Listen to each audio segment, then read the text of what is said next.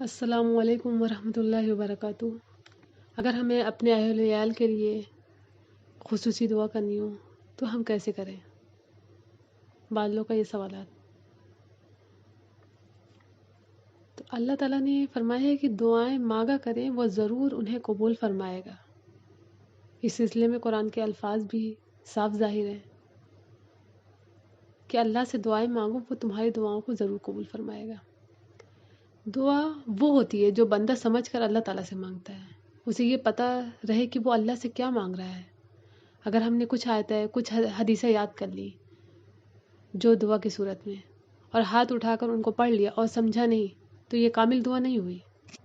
دعا وہ ہوتی ہے جو ہم سمجھ کر اس کے ترجمہ اور اس کی تشریحات پر غور کر کے پڑھیں، تو وہ زیادہ قابل غور ہوتی ہے اور قابل قبول بھی ہوتی ہے۔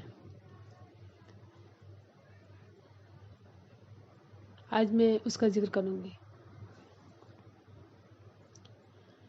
یہ سورہ فرقان آیت 77۔ والذین یقولون ربنا هب لنا من ازواجنا وذریاتنا قرۃ اعین وجعلنا للمتقین اماما۔ اور وہ جو عرض کرتے ہیں، اے ہمارے رب، ہماری بیویوں اور ہماری اولاد سے ہمیں آنکھوں کی ٹھنڈک عطا فرما اور ہمیں پرہیزگاروں کا پیشوا بنا۔ والذین یقولون، اور وہ جو عرض کرتے ہیں، یعنی کامل ایمان والے اللہ تعالیٰ کی بارگاہ میں یوں عرض کرتے ہیں، اے ہمارے رب، ہماری بیویوں، ہماری اولاد سے ہمیں آنکھوں کی ٹھنڈک عطا فرما۔ اس سے مراد یہ ہے کہ ہمیں بیویاں اور اولاد نیک، صالح، متقی عطا فرما، تاکہ ان کے اچھے اعمال، ان کے اللہ تعالیٰ اور ان کے رسول صلی اللہ علیہ وسلم کی اطاعت دیکھ کر ہماری آنکھیں ٹھنڈی اور دل خوش ہو جائیں۔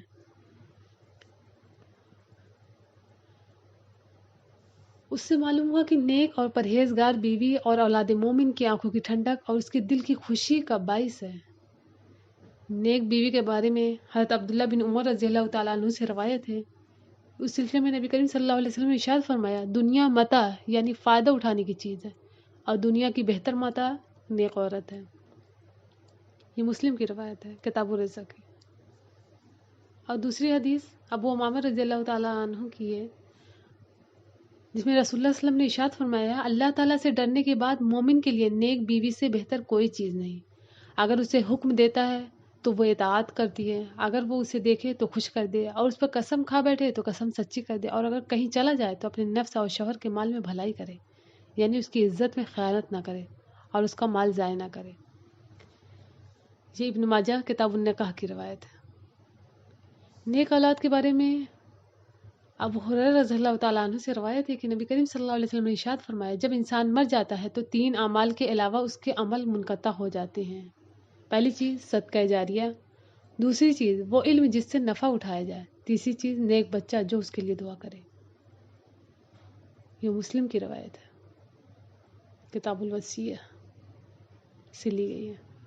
وَجَعَلْنَا لِلْمُتَّقِينَ إِمَامًا، اور ہمیں پرہیزگاروں کا پیشوا بنا، یعنی ہمیں ایسا پرہیزگار، عبادت گزار اور خدا پرست بنا کہ ہم پرہیزگاروں کی پیشوائی کے قابل ہوں اور وہ دینی امور میں ہماری اقتدا کریں۔ بعض مفسرین نے اس آیت کی دلیل میں فرمایا ہے کہ آدمی کو دینی پیشوائی اور سرداری کی رغبت رکھنی اور طلب کرنی چاہیے، لیکن یہ اس صورت میں ہے کہ جب مقصد اچھا ہو، نہ کہ حب دنیا، حب جاہ کی وجہ سے ہو۔ اللہ تعالیٰ ہمیں کثرت سے اپنے اہل و عیال کے لیے دعا مانگنے کی توفیق عطا فرمائے اور اس پر عمل پیرا ہونے کی توفیق عطا فرمائے۔ ہم تمام کو ایسے نیک اولاد اور نیک بیوی اور نیک شوہر عطا فرمائے۔ آمین۔ وآخر دعوانا أرضى سوى التقوى خلاقي إذا